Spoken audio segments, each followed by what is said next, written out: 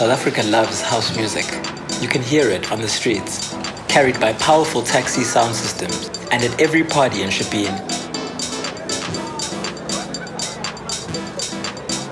For almost 30 years, SA House has been the soundtrack to social change, democracy, and freedom. House music was born in Chicago in the early 80s before spreading to Europe and beyond. In South Africa, the apartheid state was crumbling and used violence and terror to rule. Apartheid policed every aspect of black people's lives, including curfews and bans on public gatherings. Despite this, South Africa had a thriving music scene. In the 80s, bubblegum music brought electronic rhythms to the townships.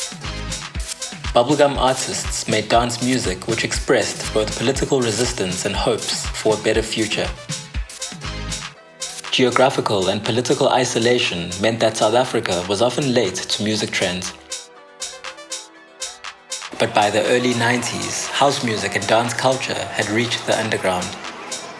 Inspired by DJs like Frankie Knuckles, producers Oskido and Christos began to produce a new style of South African house. They drastically slowed the tempo of house tracks, adding ragga and hip-hop inspired vocals on top. This new party music was called kwaito. It represented the desires and dreams of black youth, eager to express themselves without fear of apartheid repression. After the first democratic elections in 1994, kwaito became the soundtrack of liberation. Kwaito was a complete youth revolution.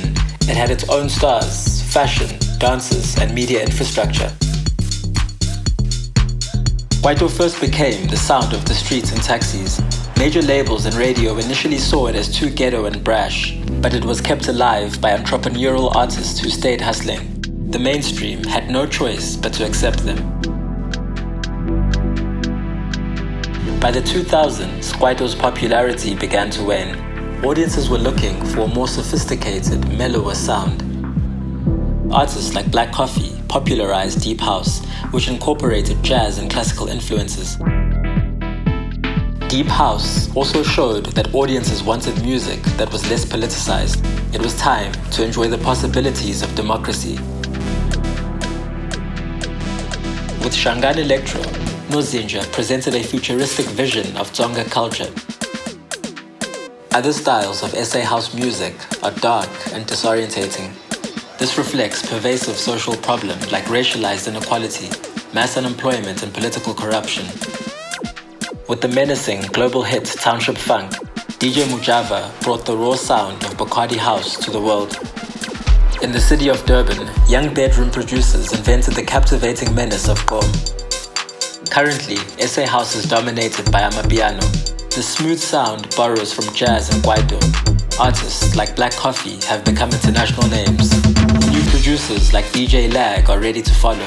House rules South Africa. Now it's time for the world to listen.